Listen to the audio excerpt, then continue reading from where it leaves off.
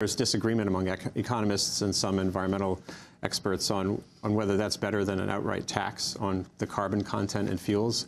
But it's going to be a challenge there because the coal and energy are not sort of red state, blue state issues. They're black state issues, meaning there are fossil states that are Democratic, there are fossil states that are Republican, and that's what makes this so dogged and challenging politically. On the other side, though, it's clear, and again, Dr. Chu at Energy Department recognizes that we've completely disinvested in energy research in this country for the last 30 years, as has Europe. The same deal. We've just sort of put it on.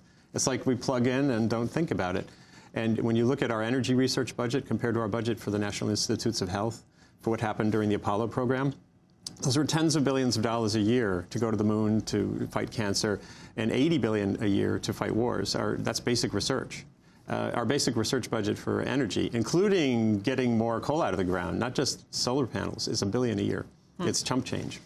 Andrew Revton, thanks so much for being with us from the New York Times. This is Democracy Now! When we come back, we're going to look at the naming of a Secretary of Agriculture. It hasn't happened, but there's a big movement to name a Secretary of Food, or Food and Agriculture. We'll be back with a hog farmer from the Midwest, from Iowa. Stay with us.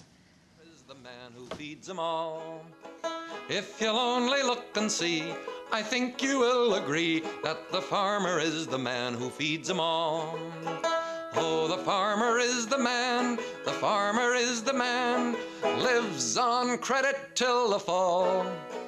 Then they take him by the hand and they lead him from the land, and the middleman's the one who gets it all. When the lawyer hangs around and the butcher cuts a pound, oh, the farmer is the man who feeds them all. And the preacher and the cook go a-strolling by the brook, but the farmer is the man who feeds them all. Oh, the farmer is the man, the farmer is the man, lives on credit till the fall. With the interest rate so high, it's a wonder he don't die, for the mortgage man's the one that gets it all. When the banker says he's broke and the merchant's up in smoke, they forget that it's the farmer feeds them all. It would put them to the test if the farmer took a rest, then they'd know that it's the farmer singing Farmer is the Man. This is Democracy Now!, democracynow.org, The War and Peace Report, as we turn now to the related issue of food and sustainable agriculture in this country. A group of farmers and chefs and policy advocates who are calling themselves Food Democracy Now! Recently submitted a letter to Obama's transition team urging him to take on industrialized agriculture and promote a more sustainable policy. The letter urges the president-elect to nominate a Secretary of Agriculture who will advocate for independent family farms, nutrition, environmental protection, food, workers' rights, and animal welfare.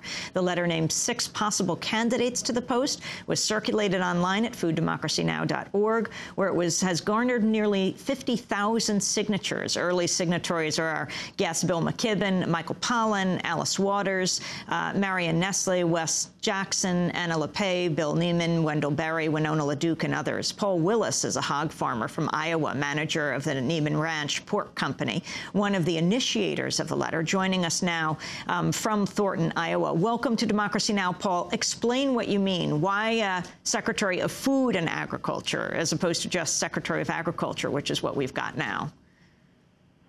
Yeah, I'll try to explain it. Really, I think we've lost sight of really what this is all about, and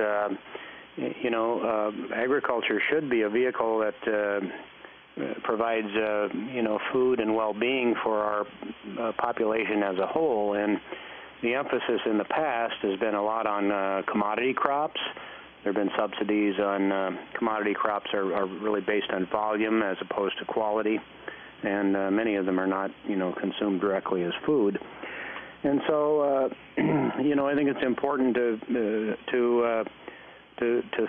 think about farmers. First of all, we need more farmers. And we need people on the land that can produce food that can be purchased locally.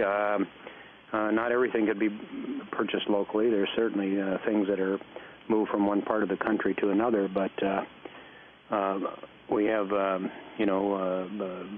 school lunch programs that have been somewhat pathetic, because what our children are eating And we just need a system that can deliver higher quality to our people. And what role does a Secretary of Agriculture play? What role have they played in the past? What does it mean to talk about industrial agriculture versus family farmers? Oh, well, I think a classic is to go back to Earl Butz, who went around saying we should plant fence row to fence row. And that was a time when we plowed up a lot of marginal land and put it into corn and other commodity crops. And we did, head down this path of huge amounts of commodities. And that was his sort of vision of what prosperity and what was good for the country at the time. And I think we're still suffering from that particular Secretary of Agriculture from that era, even though that was 30 years ago. I think he took office in '71. So the Secretary of Agriculture can be a spokesman for a better food system, and talk about what kind of really food system we would like to see for the 21st century. I mean, there are certain parameters that the Secretary has to work within, but there are also some flexibilities as well. Paul Willis, who would you like to see as Secretary of Agriculture, and would you like to see the name and position changed to Food and Agriculture? Well, personally, I would. I mean, it's. I think leaving food out of it is, I think, is bad. And is there a person you have in mind?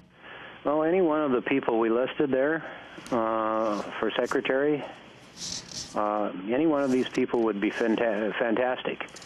And I know most of the people personally on the list, and they include Gus Schumacher, former Undersecretary of Agriculture for Farm and Foreign Agriculture Service at USDA, and former Massachusetts Commissioner of Agriculture.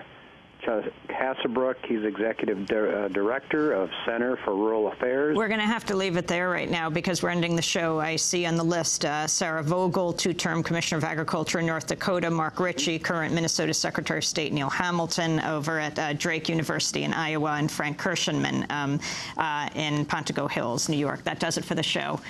Happy birthday, Nicole Salazar. I'm Amy Goodman. Thanks for joining us.